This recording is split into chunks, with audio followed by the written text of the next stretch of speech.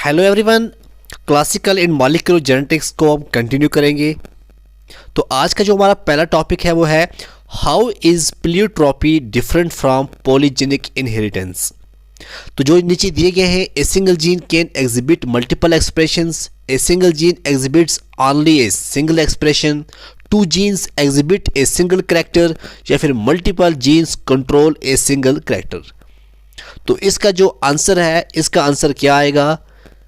इसका जो आंसर है वो है ए। अब ए क्या है?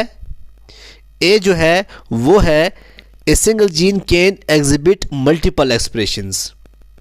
तो इसका मतलब क्या है कि जो पॉलीट्रॉपी है is different from polygenic inheritance due to the fact that a single gene can exhibit multiple phenotypic expressions, whereas in polygenic inheritance multiple genes control a single character। तो ये है इसकी एक्सप्लेनेशन जो कि क्वेश्चन नंबर 1 था आज के lecture में। तो दूसरा question, what is the mechanism behind pleiotropy? A single gene control a single character, effect of a gene on metabolic pathway, effect of multiple genes on multiple pathway, effect of multiple alleles on a biochemical pathway। तो आप बताइए इसका answer क्या है? इसका जो answer है वो क्या है? आप बताइए, आपको क्या लगता है? देखिए, अगर हम इसके आंसर की बात करें, इसका आंसर है बी। बी क्या है? effect of a gene on metabolic pathway। Pleiotropy is the phenomena by which a single gene affects different metabolic pathways, and these different metabolic pathways result in different phenotypes। तो ये थी इस question की explanation. Okay, next देखते हैं हम, what is the full form of PKU? Phenyl ketonic यूबिसिट body, para keto अल्ना, phenylketonuria, para keto uraemia. इसका आंसर क्या है? आप बताइए इसके फुल फॉर्म क्या हो सकते हैं? फुल फॉर्म इसका जो आंसर है पार्ट सी दिया गया है। अब पार्ट सी क्या है? फिनाइल केटोनूरिया। अब फिनाइल केटोनूरिया क्या होता है? एक डिजीज होती है caused by pleiotropic gene where a single gene mutation take place. होगी एक चीज। दूसरी चीज, the gene which codes for phenylalanine hydroxylase gets mutated. Okay, यहां पे आपको दो कॉन्सेप्ट क्लियर हो गए। जीन कोड कौन सा था और म्यूटेशन कहां पे हुई? तो ये था PKU। Which of the following is not a symptom of phenylketonuria? इनमें से बताइए कौन सा जो है सिम्टम नहीं है फिनाइल केटोनूरिया का? Mental retardation, reduction in hair, white urine, skin pigmentation. तो आप बताइए इसका आंसर क्या हो सकता है? इसका जो आंसर है वो है सी पार्ट। वाइट यूरिन जो है ये इसका सिम्टम नहीं है, बाकी इसके सिम्टम है। ठीक, फिनाइल केटोनूरिया जो है ये एक डिजीज है that is caused by a single gene mutation, जो भी मैंने बताया, and is characterized by mental retardation, reduction in hair, black urine and skin pigmentation. ये जो तमाम जो सिम्टम आप देख रहे हैं ये किसकी वजह से होते हैं? ये फिनाइल केटोनूरिया की वजह से होते हैं। Phenylketonuria is a sex linked dominant trait. ये ट्रू है या फॉल्स है? ये फॉल्स है। ये फॉल्स क्यों है? क्योंकि जो फिनाइल केटोनूरिया है ये सेक्स लिंक्ड ट्रेट नहीं है। Instead it is an inborn error of metabolism which is also inherited as an autosomal recessive trait, which means this disease will only occur in a progeny if it carry both the recessive genes from the parents. तो ये था इसका explanation, जो उम्मीद करता हूँ आपको इसकी एक्सप्लेनेशन जो है समझ में आई होगी। तो नेक्स्ट क्वेश्चन हम देखते हैं, which of the following enzymes is not present in the patients of phenylketonuria? Somatostatin, testosterone, phenylalanine, hydroxylase, phenylalanine. तो आप बताइए, आप गेस कीजिए कौन सा इसका आंसर आएगा। बड़ा इंपॉर्टेंट क्वेश्चन है। तो इसका जो आंसर है वो क्या है बताइएगा आप। देखिए, जो इसका आंसर है, इसका आंसर जो है वो क्या है? C part. सी पार्ट का मतलब क्या है? फिनाइल एलानिन हाइड्रोक्सिलेज ये प्रेजेंट नहीं होते हैं। देखो, जो इंडिविजुअल अफेक्टेड होते हैं फिनाइल केटोनूरिया के, lacks a liver enzyme phenylalanine hydroxylase, जो कि रिस्पॉन्सिबल होता है for converting phenylalanine an amino acid into tyrosine in other amino acid. तो यहाँ पे भी आपको जो कन्फ्यूजन होगी वो दूर हुई होगी, ठीक है ना। तो नेक्स्ट आ गया, accumulation of which of the following in the brain leads to phenylketonuria. Phenylpyruvic acid, pyruvic acid, tyrosine, phenylalanine. तो इसका जो आंसर है वो क्या है, आप गैस कीजिए। इसका जो आंसर है वो है डी पार्ट। डी पार्ट क्या है, फिनाइल एलानिन। फिनाइल एलानिन क्या होता है, देखिए जो फिनाइल कैटोनेरिया है is caused due to the accumulation of phenylalanine in the brain the affected individuals. Phenylalanine and its derivatives are also excreted through the urine because they are poorly absorbed by the kidneys. तो यहाँ तक आपके जो confusion होगी वो दूर हुए होंगे, ठीक। तो नेक्स्ट क्वेश्चन जो देखते हैं हम, नेक्स्ट क्वेश्चन जो स्क्रीन पे आ रहा है वो क्या है। नेक्स्ट क्वेश्चन जो है वो है, which of the following determines is responsible for determining the sex of the bacteria? Plasmid, cytoplasm, core nucleus या वैक्यूल। आप बताइए कौन रिस्पॉन्सिबल है सेक्स ऑफ बैक्टीरिया के लिए। प्लाज्मिड हो सकता है, साइटोप्लाज्म हो सकता है या वैक्यूल हो सकते हैं। इसका जो सही आंसर है वो क्या है बताइए। इसका सही आंसर है ए। अब ए यहाँ पे क्या है, प्लाज्मिड, ठीक। The fertility factor of the plasmid is responsible for determining sex in the bacteria. This theory or system is known as non-allosomic genetic sex determination. तो ये थी इसकी explanation. Next question, which of the following is not an example of a Holendrick trait? Porcupine sicken, hypertrichosis, pattern badness, testis determining factor. आप बताइए इसमें से कौन सी जो एग्जाम्पल नहीं है होलेंड्रिक ट्रेट की। एक्सप्लेनेशन है सी। पहले जो है ये है जो सी पार्ट है वो नहीं है। पैटर्न बैडनेस जो है ये एक example is not an example of holandric trait. Holandric traits जो होते हैं ये वाई लिंक्ड ट्रेट होते हैं that are inherited from male parents to male progeny only. These include porcupine sicken, hypertrichosis, testis determining factor etc. तो ये था इस क्वेश्चन का answer. Which of the following animals are relevant environmental factors for sex determination? Turtles, humans, grasshoppers, firefly. आप बताइए इनमें से कौन सा है, गैस कीजिए जरा, क्योंकि कोई भी क्वेश्चन आ सकता है। मैंने कोशिश यही की है कि मैंने जेनेटिक्स के रिलेटेड कोई भी क्वेश्चन हो वो लेके आऊं। बताइए इसका आंसर क्या है। इसका जो आंसर है वो क्या है, देखिए जो इसका आंसर है वो है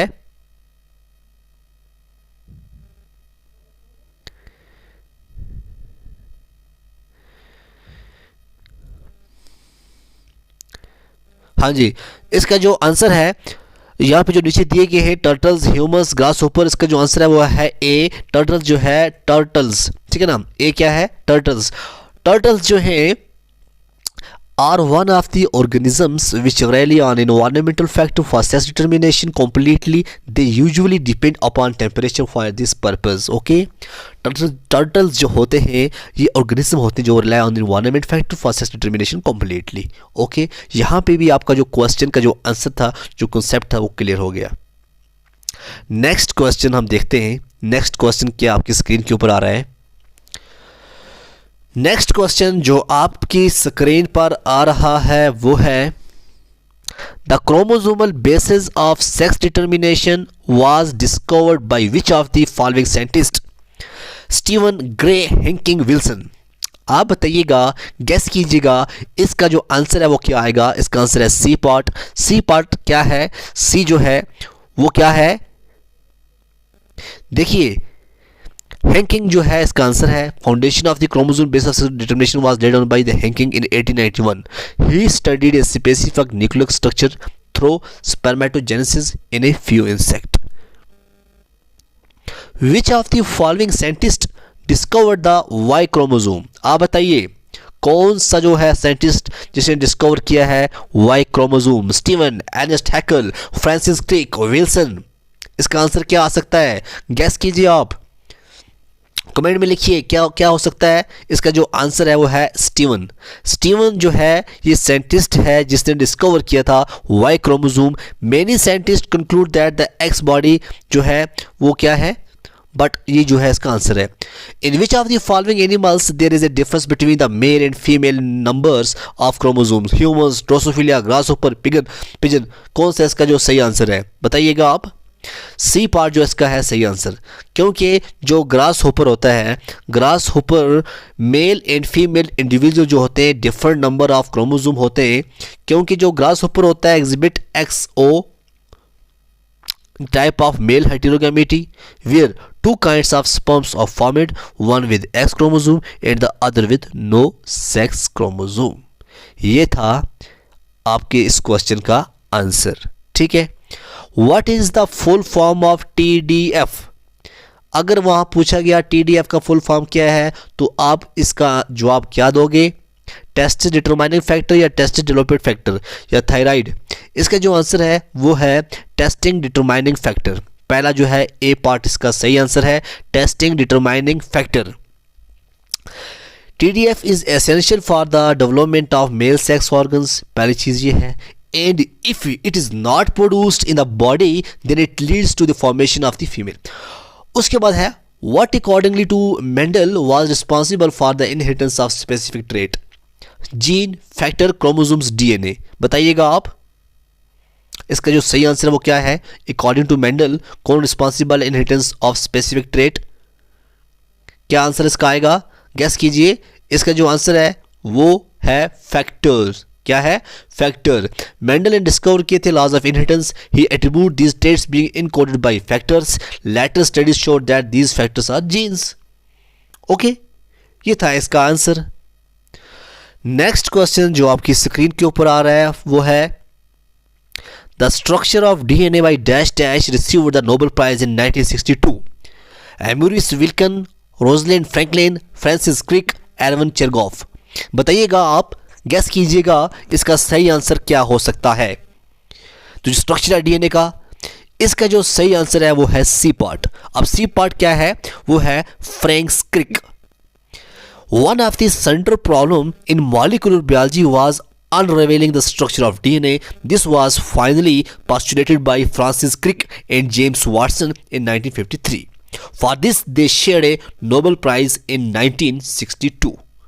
हो गया आपका answer.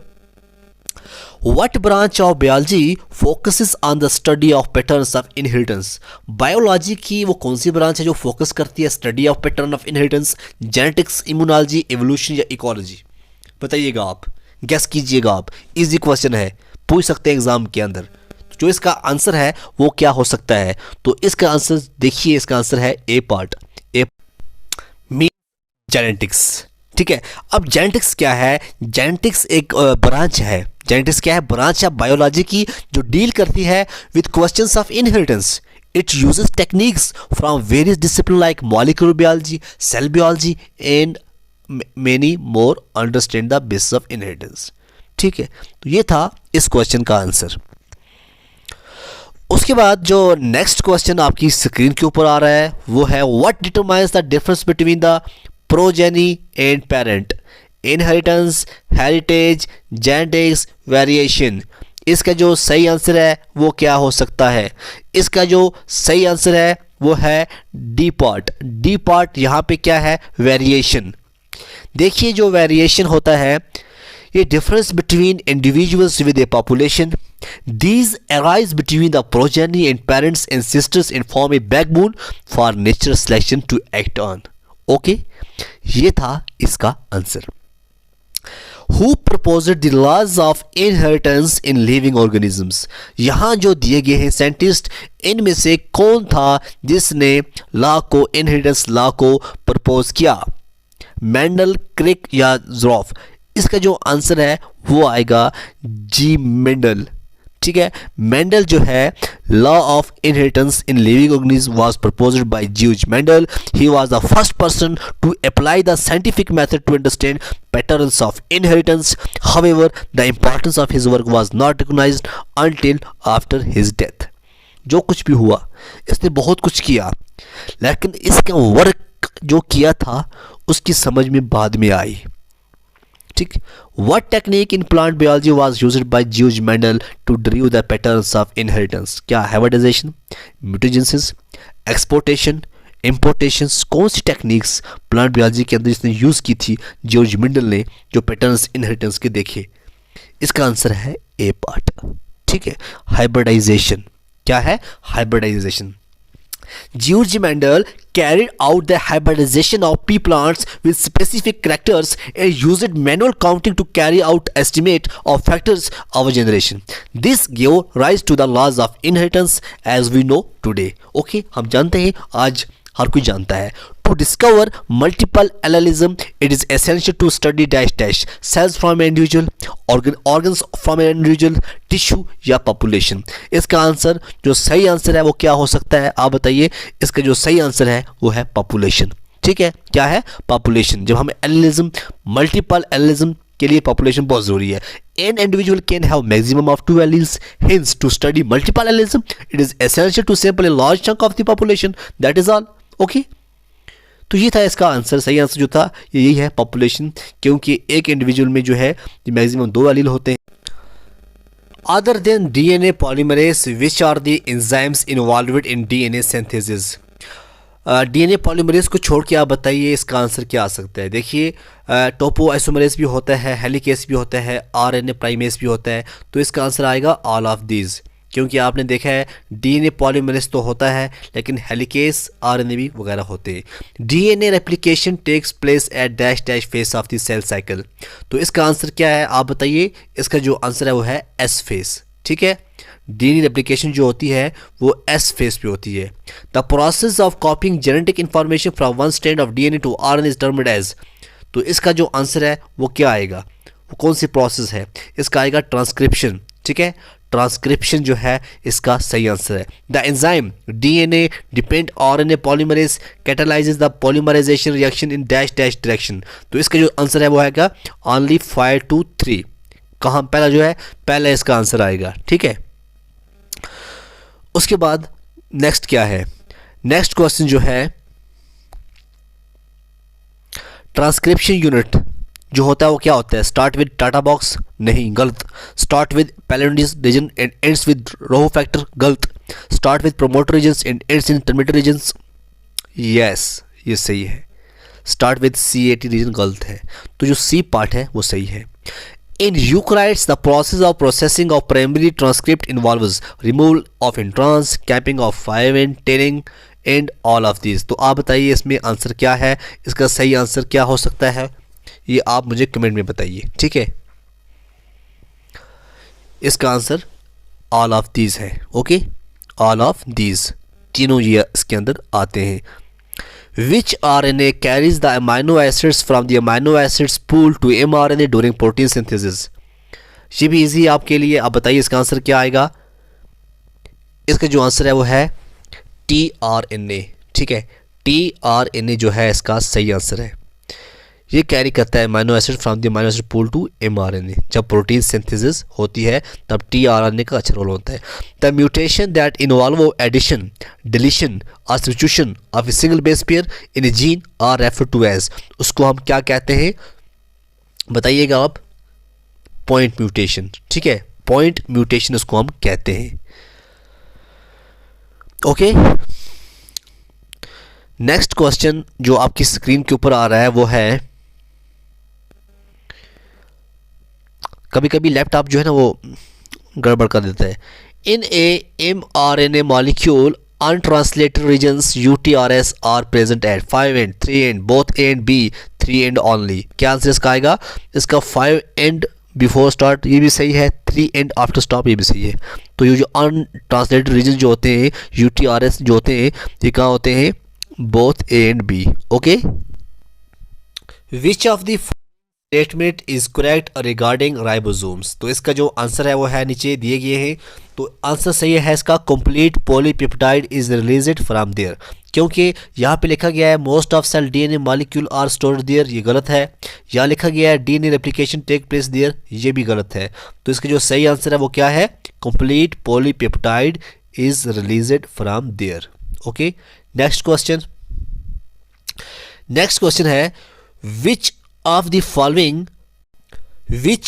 Following can not act as inducer. इसका आंसर आएगा ग्लूकोज और गैलेक्टोज। याद रखना, ग्लूकोज और गैलेक्टोज जो है इसका सही आंसर है। Regulation of gene expression occurs eight the level of. आप बताइए, जो रेगुलेशन है जीन एक्सप्रेशन की, ये किस लेवल तक होती है? ट्रांसक्रिप्शन भी है, प्रोसेसिंग भी है, ट्रांसलेशन भी है। ऑल ऑफ दीज जो है इसका सही आंसर है। Transcription, processing, splicing and translation जो है ये regulation of gene expression take place at the level of. ये तीनों जो लेवल होते हैं ये जीन एक्सप्रेशन के अंदर टेक प्लेस होते हैं। उसके बाद जो next question, which was the human chromosome to be completely sequenced. तो इसका जो आंसर है वो है क्रोमोसोम नंबर 1। ठीक है, ये जो क्रोमोसोम होता है ये कम्प्लीटली सीक्वेंसड होता है। ओके, नेक्स्ट क्वेश्चन जो आपकी स्क्रीन के ऊपर आ रहा है वो क्या है? The RNA polymerase holo enzyme transcribes. ये क्या ट्रांसक्राइब करते हैं? The structure gene only. इसका आंसर क्या आएगा? The structure gene only. ये करते हैं RNA polymerase holo enzyme transcribe करता है structure gene only. The amino acid attach to the tRNA at its, बड़ा इंपॉर्टेंट है, क्या आएगा? 3। ठीक है ना, 3 एंड जो है इसका आंसर आएगा। जो अमाइनो एसिड होता है ये अटैच होता है to tRNA at its 3 dash ends. The net electric charge जो डीएनए एंड हिस्टोन जो होती है ये नेगेटिव भी होती है, पॉजिटिव भी होती है, रिस्पेक्टिवली दोनों आते हैं। इसका जो आंसर ये है। अब क्वेश्चन जो है वो आपके लिए है। A person with antigen A and B and no antibodies belong to blood group, in which blood group antibodies are absent? O A B B A. ये क्वेश्चन आपके लिए है। नेक्स्ट क्वेश्चन जो आपके लिए है, inheritance of A B O blood group system is an example of dominance, epistasis, partial dominance and multiple allelism. ये question भी आपके लिए है, बताइएगा आप आंसर कमेंट में ज़रूर। नेक्स्ट क्वेश्चन जो आपके लिए है, एक और क्वेश्चन, वो क्या है? This is the genotype of blood group A. Screen पे दिया गया है, आप बताइएगा कि इसका जो है जीनोटाइप ब्लड ग्रुप ए का क्या है। ठीक, नेक्स्ट क्वेश्चन जो आपकी स्क्रीन के ऊपर आ रहा है वो क्वेश्चन है,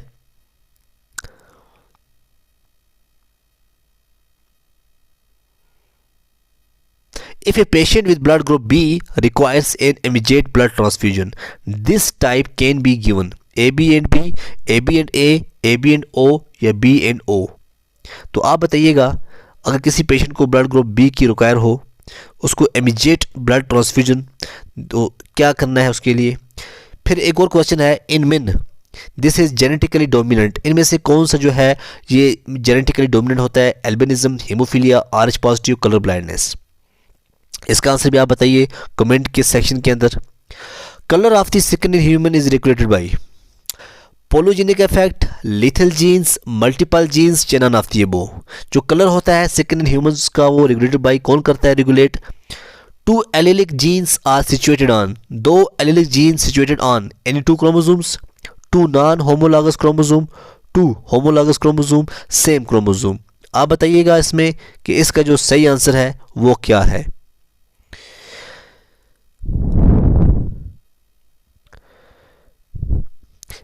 Epistasis is the interaction between dash dash genes 2, 4, 8, 16।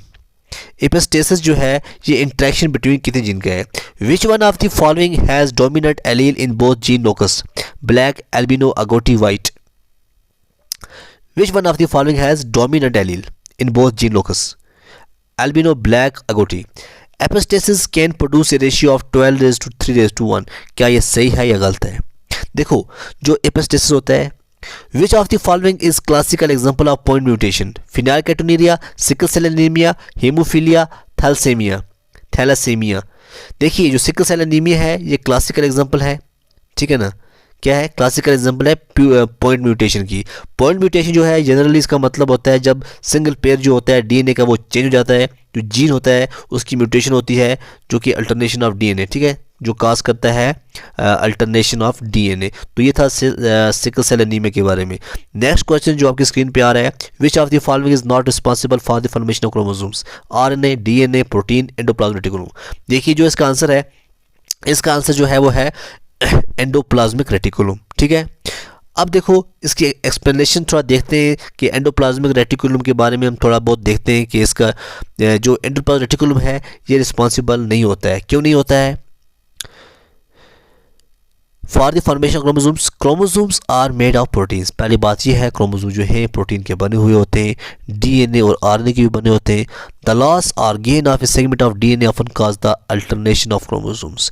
जो लॉस होता है या गेन होता है सेगमेंट डीएनए का, तो उसको वो क्या काज करता है? Alternation of chromosome.